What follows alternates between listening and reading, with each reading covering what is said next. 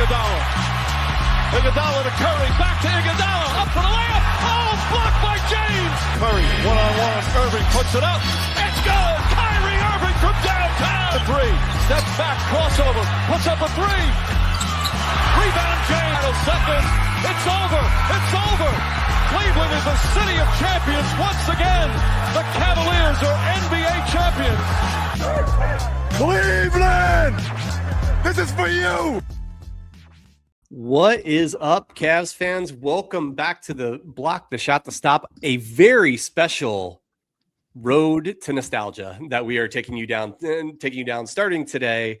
I'm Kevin Lynch, he's Skylar Webker, and we have our good friend from across the Cavs. He also writes for Heavy, writes some Cavs articles, including one he quoted us in earlier this season, Zach Weiss. Zach, thanks for coming back to the Block the Shot to Stop.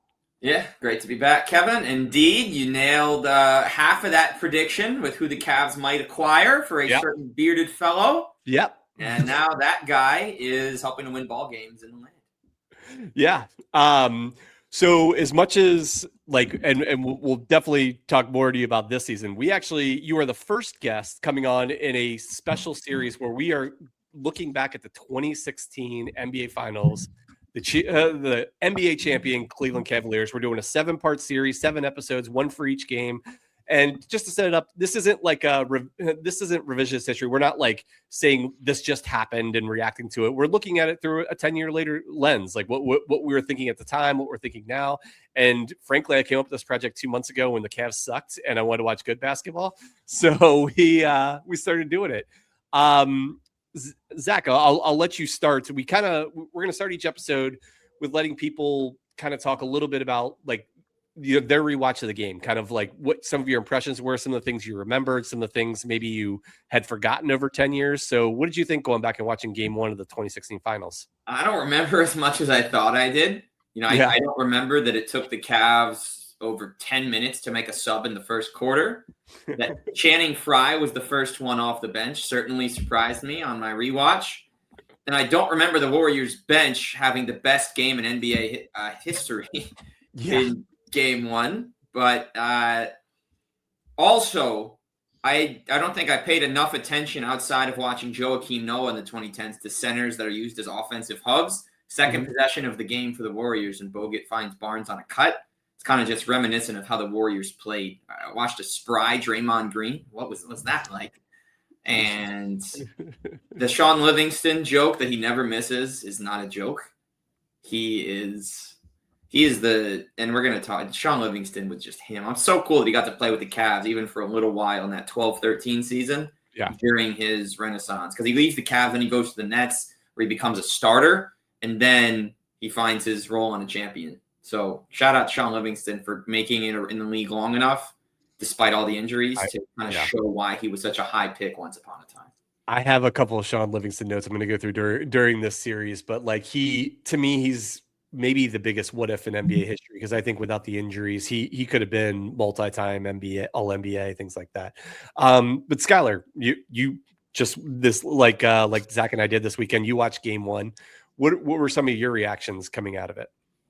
Just echoing a lot of things that Zach said, like how deep that the Warriors were. I mean, their slogan that year was strength in numbers, and it showed because the bench unit came off and was incredible, echoed by Sean Livingston. I remember not liking him during this time because he's going against the Cavs, and it just felt like anytime he got the ball, it was going in the hole. Doesn't matter if it was from him or from an assist. He was incredible during this entire series. Yeah. So this game, kind of like you, Zach, I'm like, I forget a lot of the intricacies of this game, kind of starting from the Warriors side. Frankly, Steph and Klay were terrible in this game. Yeah. They combined to go 8 of 27 from the floor. They combined for 20 points, and you would think, what a recipe for a Cavs win. And as you alluded to, their bench was absolutely fantastic, particularly the threesome of Andre Iguodala, Sean Livingston, and Leandro Barbosa, who I mentioned later as we got later into the series, that I don't know why Kerr stopped playing him as much. I thought he was a real advantage for the Warriors. So, like looking back, I don't think I was looking into it this time, but like I think I would have been really bummed knowing that Klay and Steph played as bad as they did, and the Cavs still lost by 15. I think I would have been more demoralized after this loss than I was.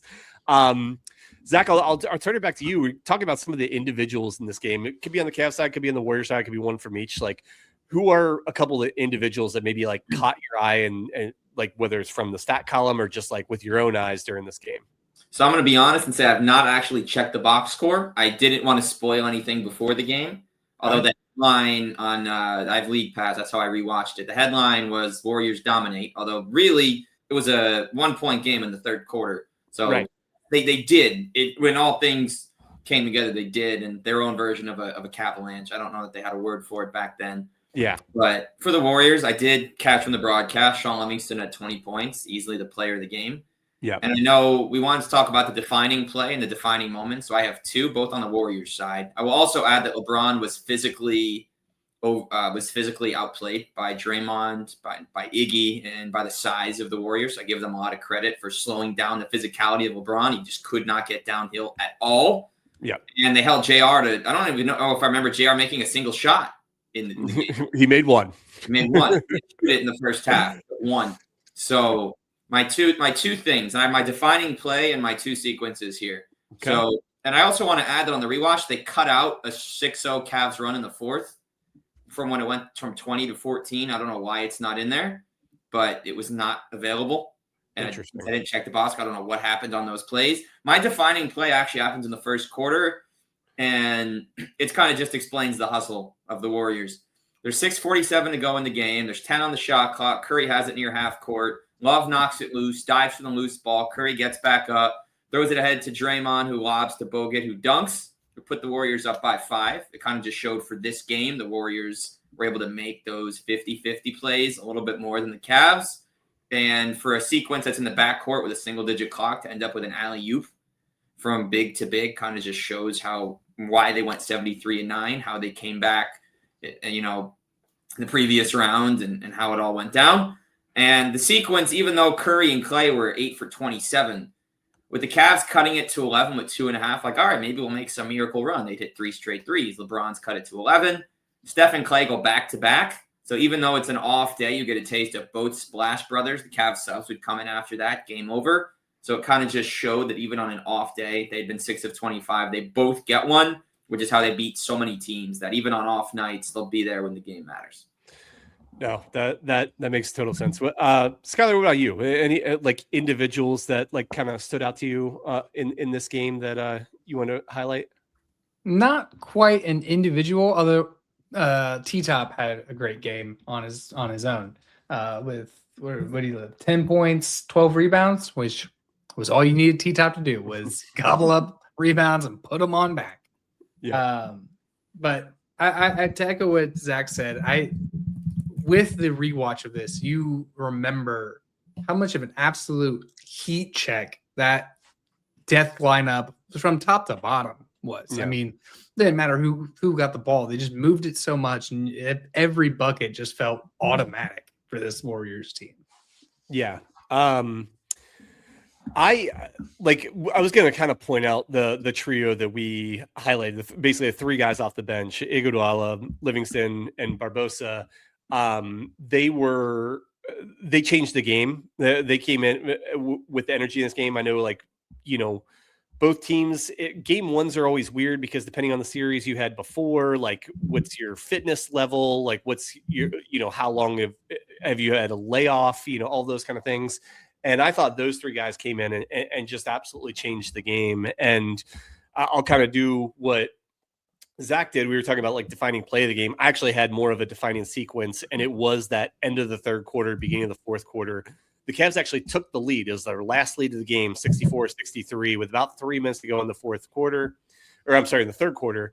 And over the next few minutes, the Warriors went on a 19-4 run, opened up, what was a 1-point Cavs lead to a 14-point deficit by the time there was about 9 minutes to go in the third quarter.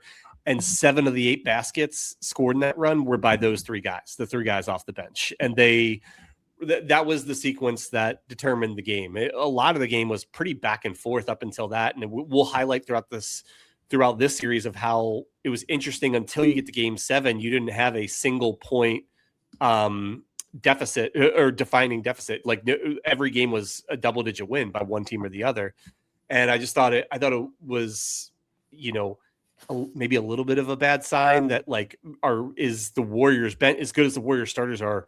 Do they have a better bench than the Cavs also? And could that be kind of a deterrent in this series? So Zach, you kind of led into, you were already kind of leading into who your MVP of the game was. So I'll let you talk a little bit to why you thought Sean Livingston was the MVP of this game. Yes, and one other thing I did want to add, I didn't remember the Delly Iguodala scuffle. I didn't remember Delly accidentally getting Iggy in his private, going for the ball. Tee him up. They got to tee up Iggy for that reaction. Also, shout out to Mark Jackson, Jeff Van Gundy, who I think ended up getting overlooked and over-hated towards the end of their time at ESPN. Shout out Tim Legler. He's making it great again, honestly. He's been so refreshing. But for these last couple of years, they were clearly missed. It was amazing listening to these guys again, because when it got to the finals, all jokes were aside, except for Mark Jackson, who talked about hitting it out the park, which actually about Savannah playing softball, which people always miss. But getting back to it, the broadcast was amazing. Yeah, Sean Livingston, 20 points. Every time they needed a bucket, got inside, got every single bounce. Every shot was 15 feet and in. He didn't have to go anywhere but to his spot. And the defense was fine on him. It's just at 6 feet, 7 inches, he had just enough height. And it's unfortunate how much they were dogging the Cavs. And, they're Dellavedova, Kyrie. These guys they're too small. He's too tall. And all right, but they're as close as they can be. This is Sean Livingston. No one can stop him. There's a reason they won 73 games with this guy only playing 15 minutes a night. Yeah. He comes in. He was so good. And he had that pull-up jumper from about 12, 15 feet was just so good. He was so good at getting to it. And as you said, he was so big and long and he was a real problem for the Cavs in different parts of this series. Luckily, not in the most defining moments. Yeah. But Skylar, who did you think was the MVP of this game?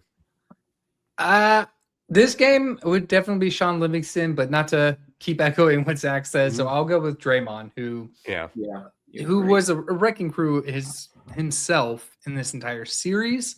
I mean, if he doesn't, if the Cavs lose Game 7, I think this changes Draymond's career, because I think he wins MVP, Finals MVP. I think we all have a much different outlook on Draymond Green's career. But even in Game 1, man, coming out swinging with 11 rebounds, figuratively swinging. He gets the real swinging in Game 4, but comes out with 16 points, 11 rebounds, 7 assists, 4 steals, and a block. I mean, he was getting it done in basically every statistical category. Yeah, I think you two guys took the right two guys as MVP of these games. I mean, Livingston was, as we highlighted, total game changer, especially in the most important stretch in the game that we talked about, that end of the third quarter, beginning of the fourth, when the Warriors turned it from a 1-point game into 15 points and kind of ran with it from there. And then Draymond was the dominant physical presence in this game. I mean, Zach alluded to the fact that LeBron just couldn't get going in this game, which it's funny when you talk about LeBron can't get going when he ends up with 23 points, 12 rebounds, 9 assists, 2 steals and a block. Is that really in corner line? Yeah. Did not feel like that. Didn't feel like he was hitting open shooters. Didn't feel like there were any open shooters. That's probably all for layups at the end of the shot clock. That's probably, but I mean, but you are right in the sense that he only shot 9 of 21. He, didn't. Draymond certainly made it extremely difficult on LeBron, much more so than the run that the Cavs had through the Eastern Conference to get to this point.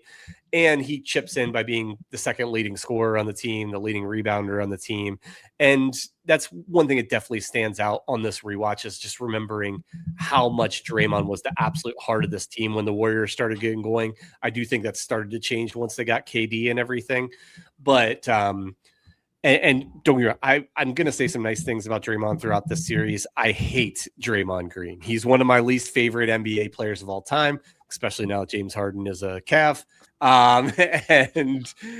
But he he was the Warriors' best player in the series, as Skylar said, and almost helped them win a championship, even though Steph Curry and Klay Thompson were pretty, subpar for a lot of this series.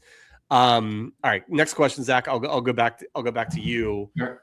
What we talked about defining play. So after this game, the Cavs lose 104-89. We've talked about some of the ways that they lost and everything. What was your confidence level going into this game? Did this game demoralize you, or did you think this was more game one, Warriors are home, anything could happen? How were you feeling coming out of this game as far as the Cavs' chances of winning this series? Yeah, so the big thing, and we all knew this, and the 9 teams that beat the Warriors in the regular season all knew this as well, is that one game does not define a season. One game does not define a series. So you knew if the Cavs were going to win the series, it was never going to be a sweep. If you sweep the best record in NBA history, honestly, good on you. You're probably the most dominant team in history and the most dominant playoff run ever to do that. No. So knew it would be a long series. You're going to have to win a road game. We knew that the whole time. I mean, obviously, you don't have the senior. You're going to have to win there regardless. And so I thought that we're going to have a long way to go. And I thought if they want to win the next game, they'd have to do 2 things, which is slow down the bench. Yep. And get more threes. And the Warriors, I believe, did end up taking game 2. And I think it won by 30. I never checked the box score. I can't confirm that. I'm sure you'll have your. That's right. That's right. So yeah, they didn't learn after this game, but I was feeling good during. I remember they were making it close. I never remember them having a second half lead, but of course, 10 years is a long time. So they didn't get it done in this game, and I'm like, all right, they got some changes to make. We knew they eventually swapped Delly for Mo Williams, though that really didn't change too much. It was going to be about Kyrie no matter what, and it was always going to be one of Kyrie or LeBron on the court, so it wouldn't have been a major difference, which is why in the second half when the series eventually came to its moment, they didn't put a backup point guard on the court after the second quarter. But I was surprised, I guess, looking back, they didn't play Shump as much. He hit his 3 right away, very good defender, and I felt like he could have provided a little bit more than JR in this first game and probably in the game afterwards as well. Yeah, I think that's an interesting point. And this is again, revisionist history because we know how it played out, but like I do think I remember thinking at the time that like they're going to have to play Shumpert and maybe Richard Jefferson a little bit more in this series because of they need like long athletic wings to try and match up with the Warriors, because even when the Warriors go to their bench, that's kind of how that's how they are always. And so, of course, that's how it ends up going. By the time we get to game 7, those are really the only 2 bench players that play any kind of significant minutes. So, yeah, I remember that my thing coming out of this game, and I'd like to get your point on this, Zach, is like, if this Warriors team has a flaw, it's they can't protect the rim. Like Draymond tries, he's a very good defender, but I'm like, that LeBron and Kyrie need to just relentlessly go to the rim. Yes, shoot a wide open 3. They have capable 3-point shooters, but I'm like, if they're going to beat the Warriors, they're going to beat them with force, not finesse or anything. And I thought, that was something LeBron settled for some jumpers in this game. As you said, even his stat line was a little bit surprising just watching the game. But I think it took a couple of games for them to realize, like, we just need to take these guys to the basket over and over and over again. Yeah, I mean, the first quarter alone, they played 3 different centers. They started with Bogut, then they went to Zealy, and then it was very weird because Varejao played against the Cavs in this series for the first time in his long career. And of course, it was funny because he didn't end up playing very many more games for the Warriors, and then ended up finishing with the Cavs 4 years later. Funny how that works. But yeah, it was weird seeing him he was never a rim protector, was always an energy guy. Same with Zealy, he's an energy guy. Bogut was moving well, but he wasn't going to just lay back and block shots. That was supposed to be Draymond's job. That was the versatility of their lineup.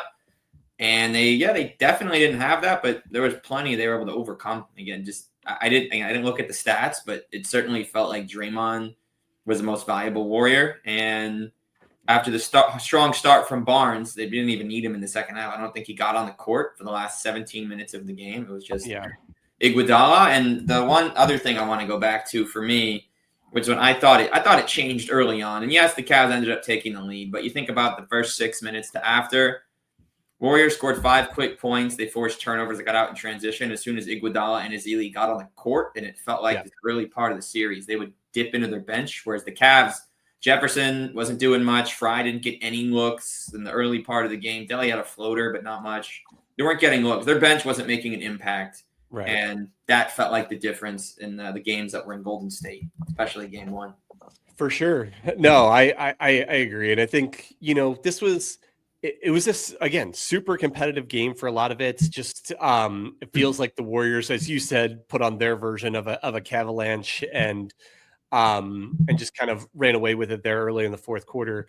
A couple more questions for you because, for boxers, they always say pound for pound, the best boxer in the world. Day for day on this planet, you might be the most knowledgeable Cavs fan I know. For being a young guy like you are, your depth of knowledge is insane. So I do want to ask a couple of more questions before we get out of here. Sure. Give me obviously we're just covering Game 1, but give me just your overall feeling of how this series progressed. Obviously we know we're going to go through it game by game. The Cavs get down 2-0.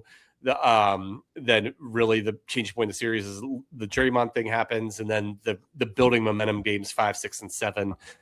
Give me a little bit about your experience just remembering watching this thing and how the Cavs were actually able to pull this off and win the only title in Cleveland sports history in, I think, 65 years or so now. Yeah, so I do remember not being that confident after 3-1, to be honest. And the second part of that for me was that I actually, and I don't know if you've heard this from me in firsthand, you've seen it from a post secondhand, or if this is going to be new information. Yeah. But I never got to watch Game 7. I missed Game 7. Which I've watched 95% of Cavs playoff games since becoming a Cavs fan. Obviously, I'm not going to remember as much from when I was 7 to 13 like I do from when LeBron came back and I was 20. I was about 18 to 22. My college years are LeBron's Cavs years, and my high school years are LeBron's Miami years. So keep in mind, all that history for me, I remember a lot of it, but I also have no memory of watching it at the same time, if you will. So thinking ahead, like I knew I'm going to be on a plane when Game 7 happens. So the night of Game 5, there's a friend of mine I hadn't seen in a while, and we decided to go watch Neighbors 2, Sorority Rising. Okay. So like one does. Like one does. Shout out to the Neighbors 2 movies. Seth Rogen, Zac Efron, Rose Byrne, Ike Barinholtz. We're not going to go on a deep dive here. That's for the other part that I have. But the reason I mentioned that is because the game started at 8:30, I believe. Or 8, I think it was at 9. The game was at 9. This movie was at 7. So we strolled back into my house. My friend does not care about basketball, but we happened to watch a Super Bowl together 3 years earlier. It was the only time we've ever done that to this day. And I asked him so I didn't rush back. I'm like, all right, the Cavs are down 3-1. I will be watching the whole series, but it's going to take a little bit. I'm not going to stress all day down 3-1. I'm going to enjoy the first part. So we get back at the start of the second. I saw Kyrie had been cooking. Yeah. And I asked if he wanted to stay. It's like, I'll stay to the timeout. He stayed the rest of the game, by the way. And they win this. And I'm like, all right, we got ourselves a series. Just watching the way Kyrie and LeBron cooked. Of course, the Draymond thing took him out for Game 6, back in Cleveland. So it changed everything. Bogut got hurt too, so they were a little shorthanded. By the time we're done, Ezeli was starting, and everyone was pushed up a spot. Most space really wasn't contributing in this series, which really was a bummer for them. But, yeah, we get to Game 6. I had a few people over again. I'm like, all right, let's do it. But I know if we win, I'll be very happy, but also bummed out because I can't watch Game 7. So I felt very good after Game 5. Like we had a brand new series, and given what Draymond does. And look, Warriors fans probably think LeBron instigated that whole thing. We could probably agree with that. However, that's on Draymond for falling for it. Whatever you think happened, you can't just do that. Don't call LeBron the word. Don't call LeBron the word. Don't do it. He did. And very smart from 23. That's probably one of the only times in his career LeBron set up bait and did that. I really can't remember many times like that. Sure. That's up there with his R bowl and his top 5 moments. It ain't our bowl. It ain't our Citrines bench. It ain't our bowl. It ain't our bowl. I keep seeing it so many times. I knew when it went 7, anything is possible. And it's funny because I was very confident at that point. But I also knew that I'm going to be sitting on pins and needles on a 7-hour flight, having no idea what's happening with this finals. So I believe our plane took off 3 hours before the game started. Okay. So 2016, it's a little harder on an international flight to watch ABC or get this game, especially with the time difference. Who knew what time it was? I was going somewhere. It was a 6-hour change from Eastern time. I landed. I turned on my phone because this was kind of that early era where, because when I started, when I was younger traveling, I used to not even bring my phone in and out. I'd go with family. But turn on the phone, AOL.com says, Cavs win finals in 7 games. Like, AOL.com is going to tell me this? AOL.com, Kevin, tells me the Cavs win the title. And then after, the fun little walk through escalators that started coming out then, straight on. I walk through one, I find a seat, and I watch the condensed version of the game, including the 4-point play from Shump in the first half. Let's go! It was a weird reaction because I'm finding out from a box score about the biggest game of my sports fandom ever. Yeah. But it was certainly a series, a moment, and it did take me until Game 5 to realize and I'm sure for many that they actually had a chance, because Game 3 proved to be a fluke based on what happened Game 4. Yep. And you had to win in the hardest place to win. The Warriors that year might have had a top 3 home court advantage in NBA history, other than the regular season Nuggets, who went like 39-2 in the Iguodala year. I think it was the year before, a few years before, but they won there twice. Like that is such a big deal, no matter who's on the court, to win at Oracle in 2016 twice. Yep. Well, it's like 3 home games in the regular season. So yeah. It was incredible when we record to step on our Game 5 podcast a little bit. We had Luca from Real Cavs Fans on, and we were just talking about like how amazing it is watching like an athlete just completely lock in, like you never see. And you've seen it. LeBron's always great, but there's half dozen games, maybe more, you can point to as like the most locked in he's ever been. And Game 5, I thought, was that, and kind of propelled him to Game 6 and 7. I often think of it, actually, as much as Cavs fans hate to hear, back when he was in Miami in that Game 6 when they were facing elimination in Boston, and he scored 37 points and didn't miss any of his first 12 shots. Like it was incredible. So, last question for you. So you've never watched the full version of Game 7? Oh, I did. Okay.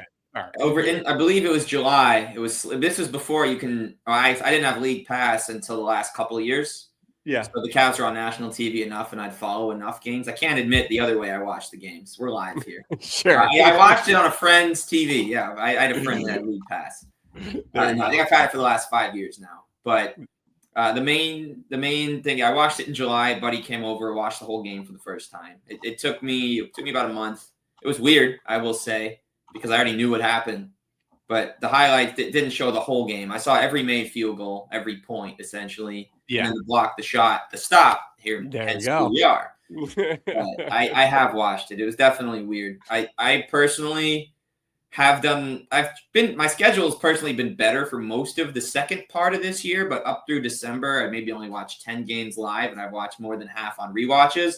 Some nights I get spoilers. It's funny. There were 4 times in the 25-26 season where I'm out, or I'm broadcasting a game, or I'm out to dinner, or I have plans, and I want to watch the game at night or the next morning, the quick run through, the hour, that's kind of skip all the free throws, skip all the timeouts. It takes about an hour. And people that don't even text me about basketball text me what's going on. They text me that, oh, you see the game? Like, no. Oh, what? I'm like, I didn't watch. So you could only mute so many text conversations. Sure. And it's so hard to not check the other scores at night. Yeah. And it also stinks because if I do that, and let's say I get home at 9:30, the Cavs played at 7, I don't have time to rewatch, but I want to watch the active games. I have to skip NBA so many nights that I want to pick prioritizing the Cavs. That is the only game I've ever rewatched in full, knowing the end result being what it was. No.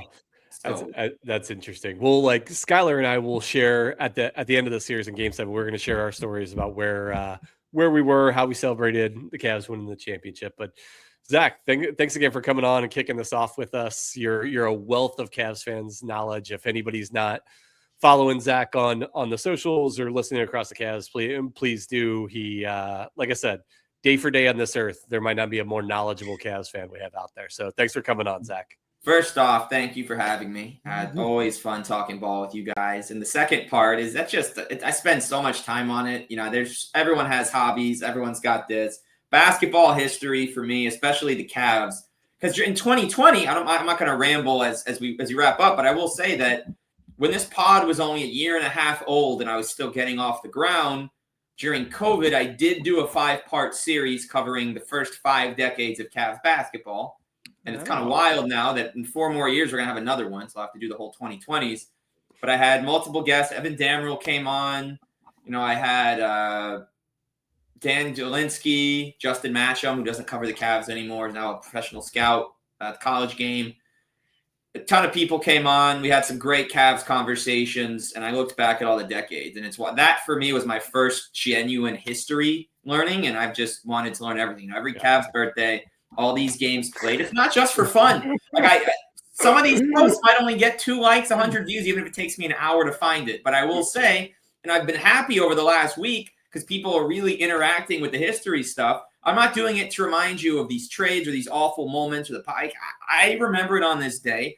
Everyone does their own thing. I'm trying to give you all the stuff that's happened to this day. I'll give you all my takes, but no one's falling across the Cavs for what Zach Weiss has to say about the modern Cavs. I'm still going to tell them anyway. I want to tell you about the stuff that happened before I was a fan and all my years as a fan, because no one else, I guarantee you, is checking every day of the week games played on this day 17 years ago. That's unless your ball is life or David Astromakis. There is nobody on the Cavs content circuit that is doing what you're doing. I fully guarantee that is correct. Every day. Yeah. Always fun. Well, thanks again, Zach, and thank you everybody for tuning in. Again, this is just game 1, episode 1 of our kind of walk back through the 2016 NBA Finals on the 10-year anniversary. Please listen. All of the episodes are in the feed now, game 2 all the way to game 7. So please listen along. We have a lot of fun and have a lot of great guests. So for Zach Weiss, for Skylar Webker, I am Kevin Lynch. Thanks for listening, and as always,